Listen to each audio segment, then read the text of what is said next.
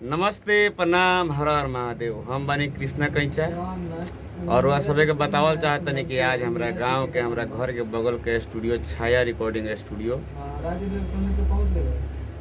में हम आयल बानी और हमरा साथे बनी भोजपुरी के super hit singer, recordist, comedian Guddu Ganasi ji और गुलाबो म्यूजिक कंपनी के मालिक राजू यादव। राजू भाई प्रणाम। बोलिए कुछ। और बहुत अच्छा कंपनी चलता है राजू जी के। और बाकी छाया रिकॉर्डिंग स्टूडियो केसरिया में बार हुआ सब आई अपन चुनाव प्रचार कैसेट बनवाई। बहुत अच्छा चुनाव प्रचार बनेला गुड्डू गणासी जी के माध्यम से। और गुड्डू गणासी जी बहुत अच्छा सिंगर बनी, बहुत अच्छा गावे नहीं। और बाकी रुआ सभी के चुनाव प्रचार कैसेट अगर बनावे को हुई तो आई सभी गुड्डू गणासी जी के स्टूडियो में। और गुलाबो म्यूजिक से अगर वह सब गाना रिकॉर्डिंग कराए के बाद रिलीज कराए के बाद गुलाबो रिकॉर्ड्स से तो ये राजू भाई बनी।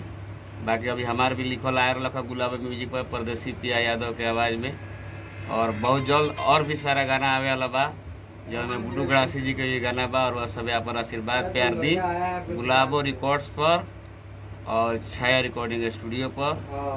और ये अभी छाया रिकॉर्डिंग स्टूडियो गुड्डू गणासी जी के देख रेख में बाटे। और बाकी राजू भाई आयल बनी था हमू आए रही चुनाव प्रचार कैसेट बनावे कर लख। और वह सब अपन आशीर्वाद प्यार दुलार दी। और फिर मिला अगल का वीडियो में। जय माता दी, हर हर महादेव।